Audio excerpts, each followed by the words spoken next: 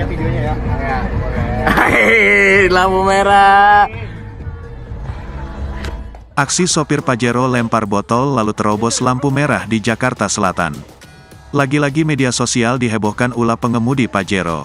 Kali ini viral video yang menampilkan pengemudi Pajero yang melempar botol minuman kaca ke tengah jalan dan menerobos lampu merah di Jakarta Selatan.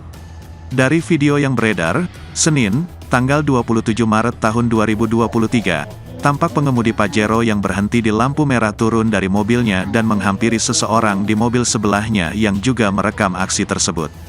Si pengemudi Pajero lalu terlihat mengambil botol minuman dan meneguk minuman itu. Setelah itu, botol minuman yang terbuat dari kaca tersebut dilempar ke jalan yang kondisinya saat itu lampu lalu lintas tampak merah tanda berhenti. Rekan si pengemudi Pajero sempat memperingatkan sembari tertawa.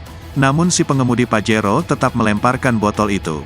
Setelah itu, pengemudi Pajero masuk lagi ke mobilnya dan langsung tancap gas berbelok ke arah kiri padahal lampu merah masih menyala. Di sini ya videonya ya.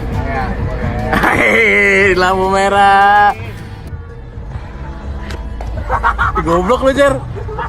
Jar, goblok lu, Jar.